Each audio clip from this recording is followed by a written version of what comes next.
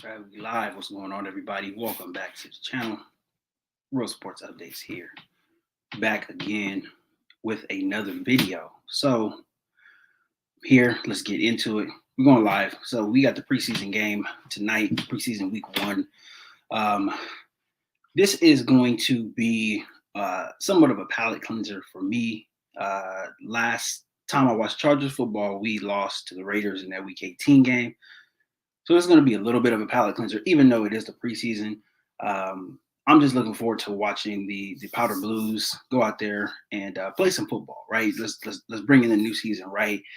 So let's just get the bad taste of last season out of our mouth. We are completely here. This is a completely new season, new expectations. Everything about this is new. So I'm ready. I'm ready to watch some football tonight, and hopefully the Chargers are able to do some good things out there on the field. So what I kind of want to do is like a little preview, things that I am looking at, things that I am looking for as far as expectations go. I'm not looking for a whole lot. This is preseason week 1, so there's not going to be a whole lot that I'm looking for. I'm not going to be watching the game, looking to see a whole bunch of crazy stuff or looking to see everybody ball out. That's not a realistic expectation to have of any team really in week 1. So I'm just looking for just a few certain things, things that, I pretty much talked about, things that a lot of people have talked about as far as, training camp, how guys are adjusting to their roles. So that's kind of what I want to go over. So the very, very, very first thing I want to go over is the rookies. I'm looking forward to seeing the rookies display some of their talents tonight. Now, I don't know how long a lot of these guys are going to play, but Zion Johnson, I think he's going to play. So I want to see what he does. He's been looking really good in camp, so I want to see if his camp performances transfer over to a game-like situation. And I think they will. He is a guy who is he is very, very very smart. He's picking up things very quickly. So I think he is going to everything that you see out in camp. I think it's going to transition into the games, and hopefully he gets a few drives to get in there and do some work. I'm also looking forward to JT Woods, obviously Isaiah Spiller as well too. I'm looking to see if the rookie cornerbacks, Dean Leonard, Jasir Taylor, I'm looking to see if they, translate their performances to a game-like situation too as well, not just camp. So I'm looking forward to seeing what the rookies do. Now, again, like I don't know how long everybody's going to play, but I do think that there is going to be opportunities for guys to really put some good stuff on tape, and I think that's what it boils down to. You want guys to put good stuff on tape. If you don't want guys to get injured, you really can't leave them out there too long. I've been watching some of the preseason games, and there hasn't been too many injuries. The Zach Wilson thing happened yesterday, so that was kind of scary. It looks like he avoided, a really huge, massive injury, but he's still your starting quarterback is injured. So, that kind of is, I think, it's fresh in coaches' minds right now. So I don't think a lot of guys are going to be left in too long, but we'll see. We'll see how long these guys play, especially the rookies you expect to come out and be on the field, right? Like Zion Johnson, a JT Woods if he's going to play this year, definitely Isaiah Spiller. So you really don't want to expose these guys to too many hits.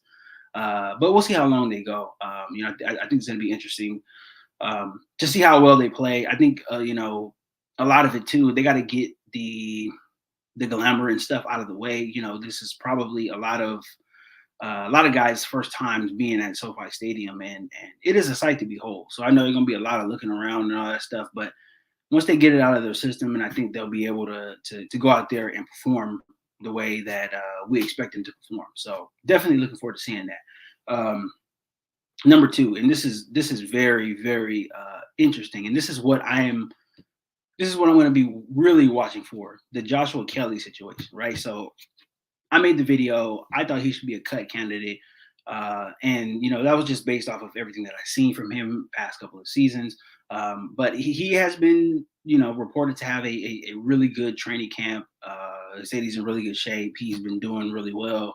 All of the things that were weak spots for him, they have been reporting that he's doing well. So I'm looking to see if that translates over into a game like situation, because we know Josh Kelly. Like, we can, look forward to the rookies playing and all of that stuff. And we've seen the rookies play. I mean, we haven't seen the rookies play yet. We've just seen them in training camp and all that stuff. We've seen Josh Kelly these past 2 years, and it hasn't been good.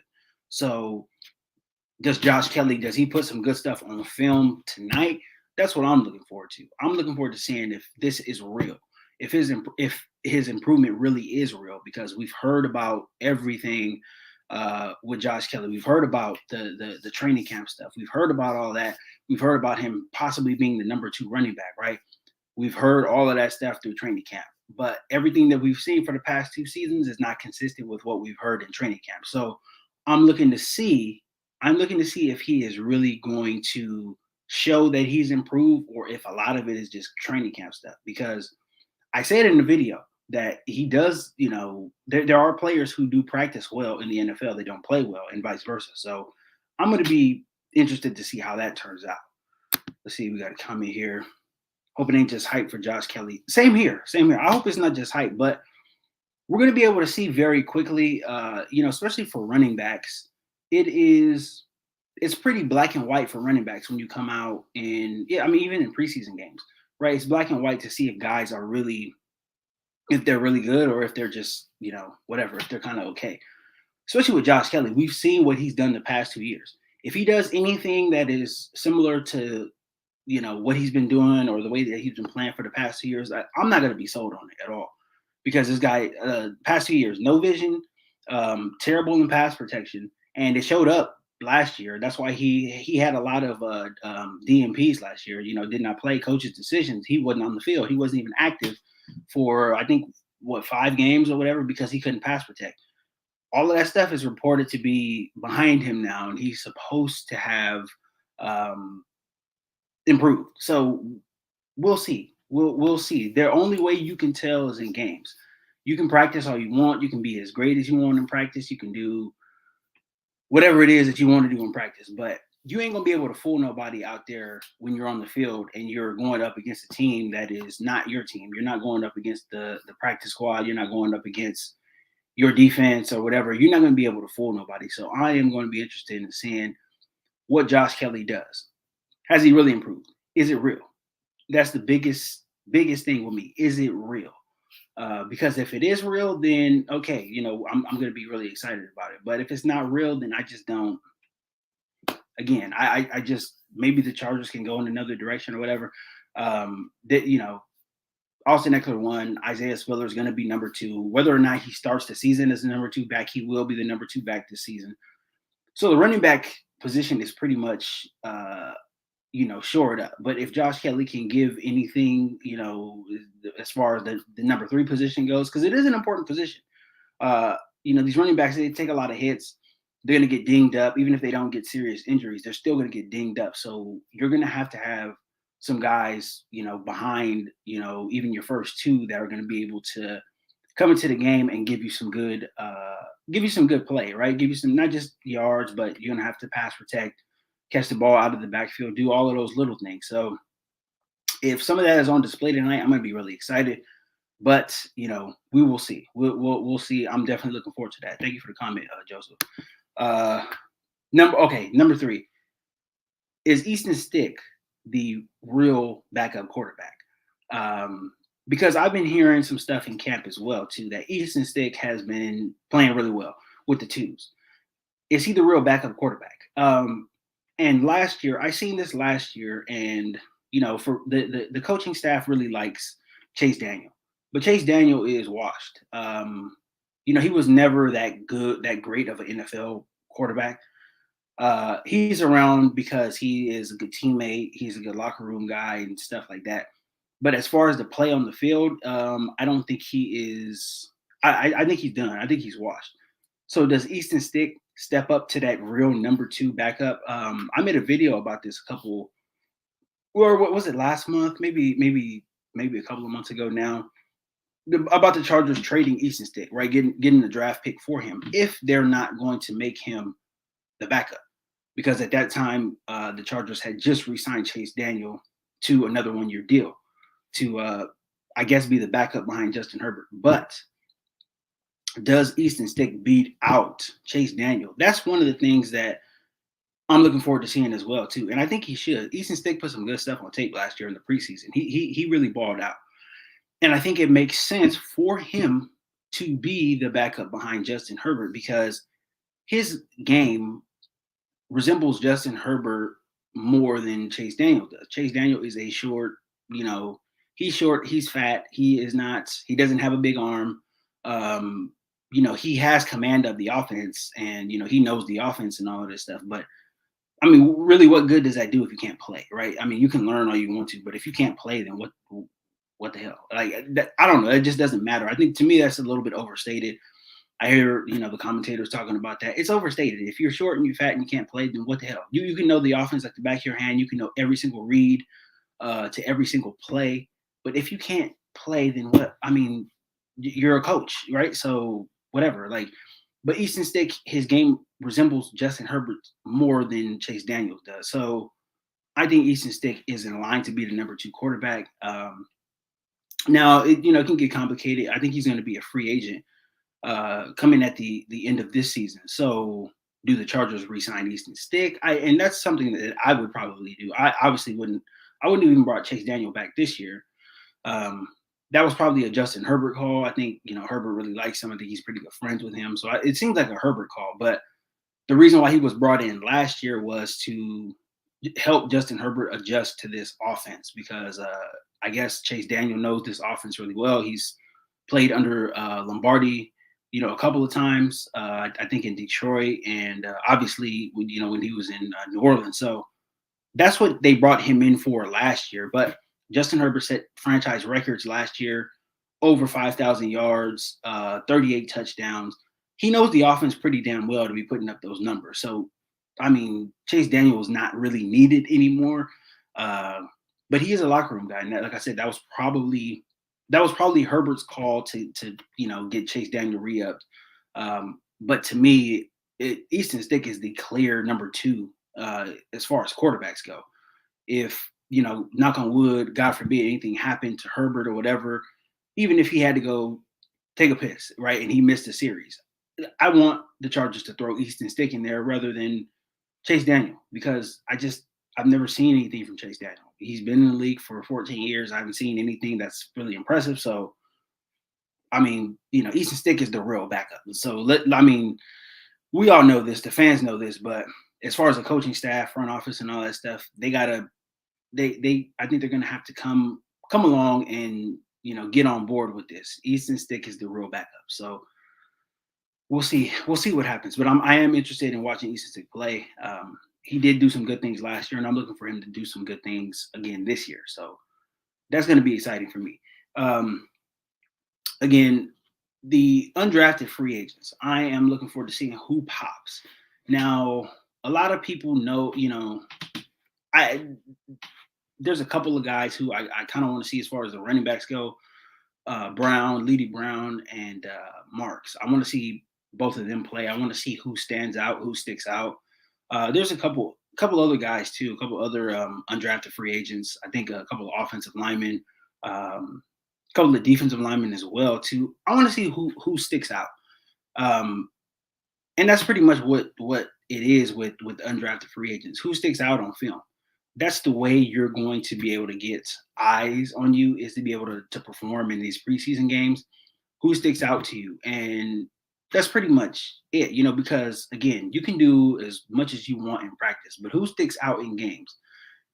That's what I'm going to be looking for with the undrafted free agents. I know guys have, there's a lot of fans who already know these guys now. They know these undrafted free agents, and I don't know. I just don't.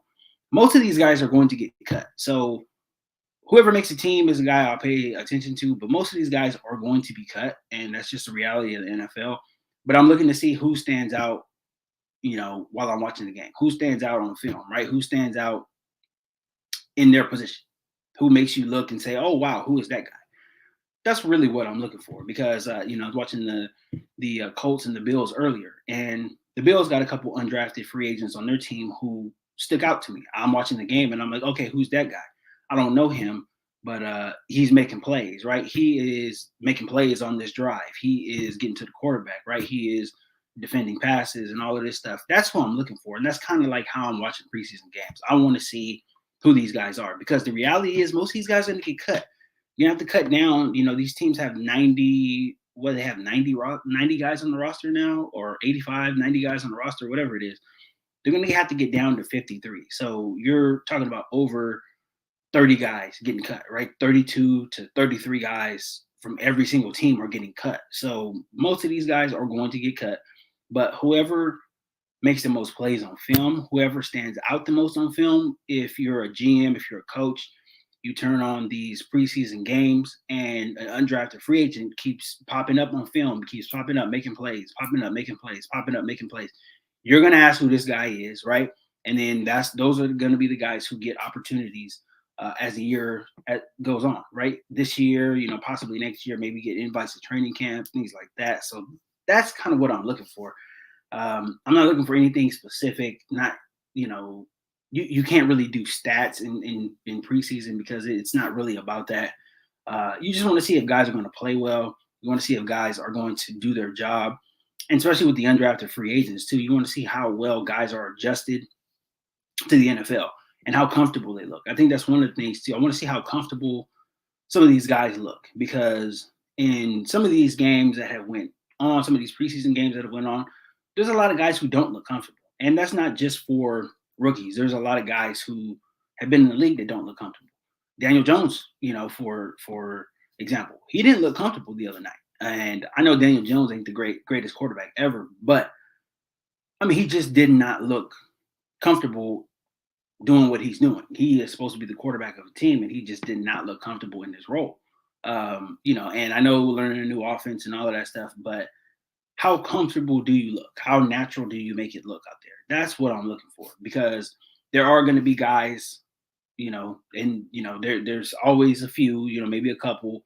There's always going to be undrafted free agents who are going to be able to translate their games to the NFL in a seamless fashion. And those are going to be the guys who pop up, who make plays. Those are going to be the guys who get opportunities as the season goes on with other teams, possibly with the Chargers, but with other teams as well, too. So that's really what I'm looking for with the undrafted free agents. Not looking for anything specific. Who pops up to me? If you pop up to me, then I'm going to be looking, and hopefully, want to see more.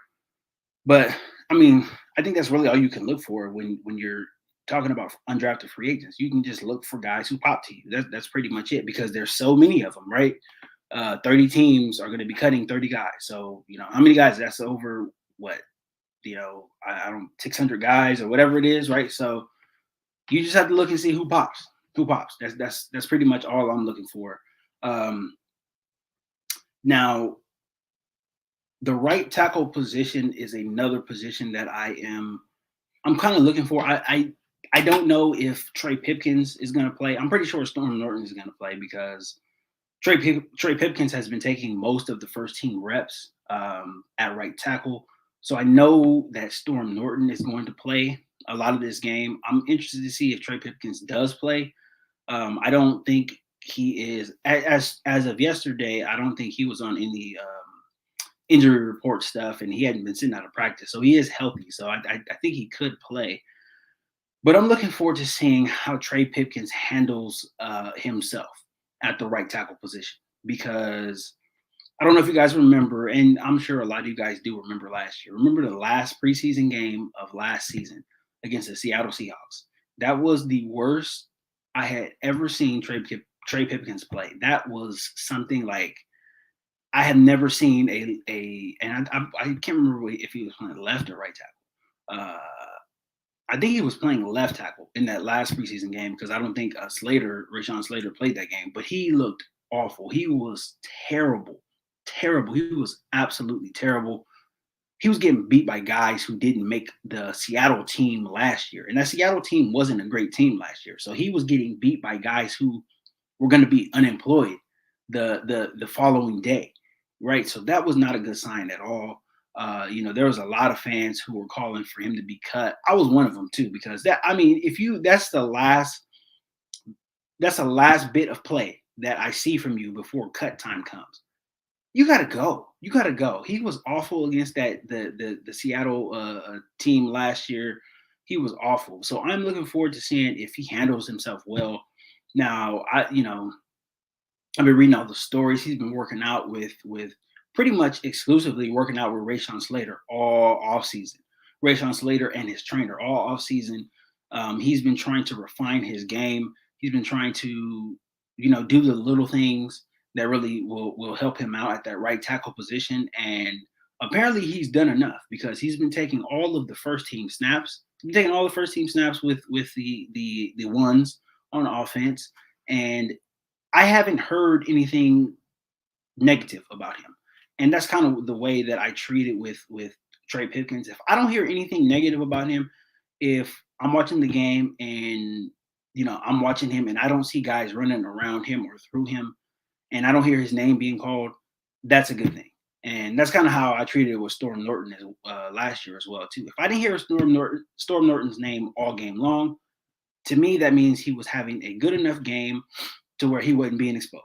And that's really all you can hope for at this point right now, because all we have to go off of is just training camp stuff, little clips here and there, some footage from the scrimmage that the Chargers had the other day.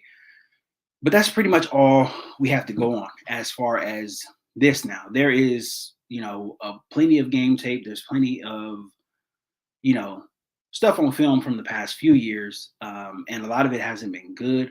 So all you can really go off of is how, the coaching staff has talked about how much he's improved and all of this stuff.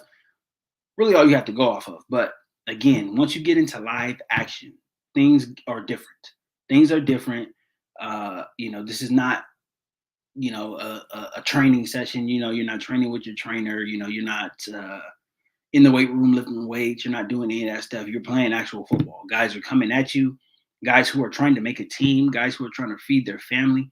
They're going to go all out and they're going to try to make you look as stupid as possible. So it's up to him 100% to go out there, handle himself correctly, right? And again, not be exposed.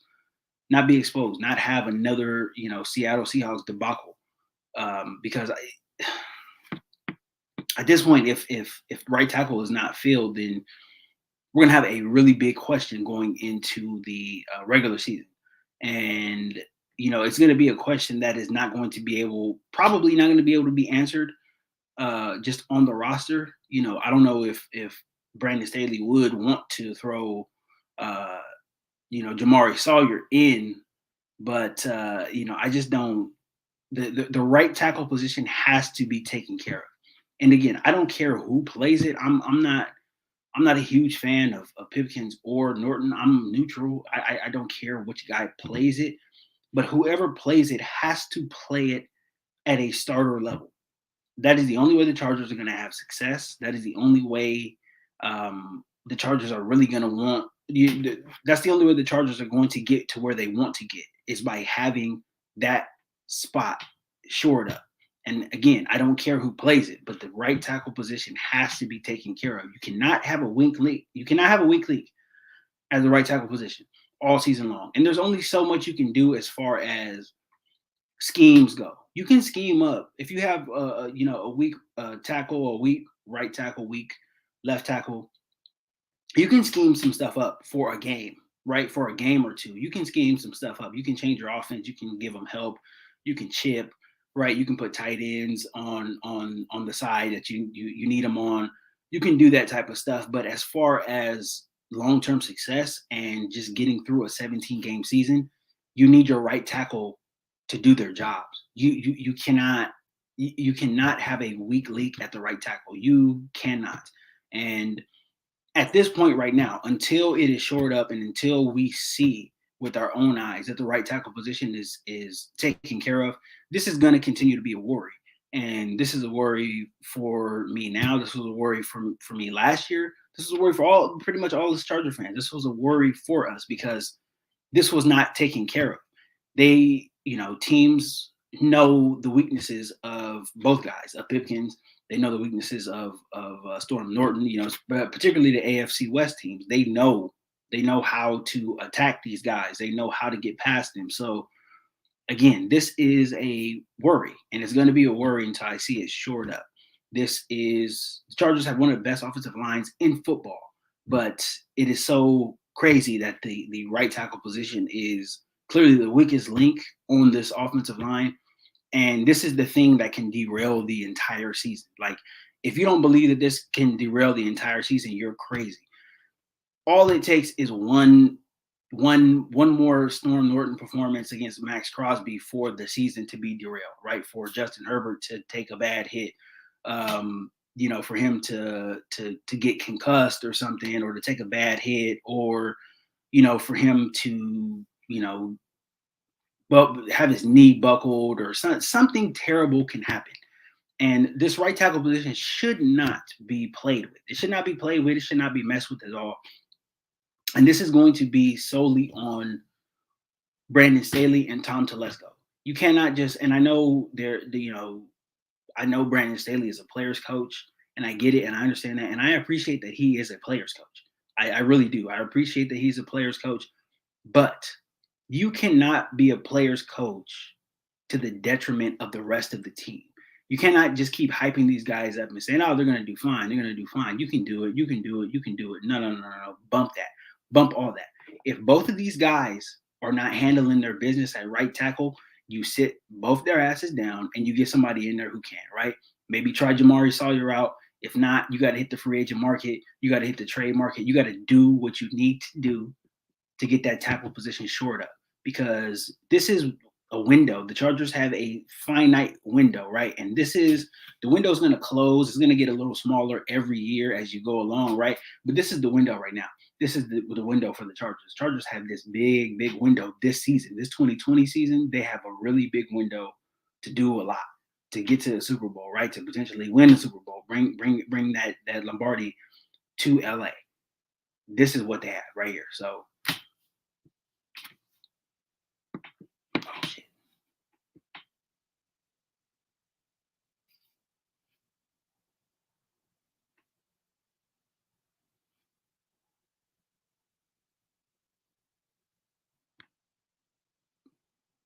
Damn it.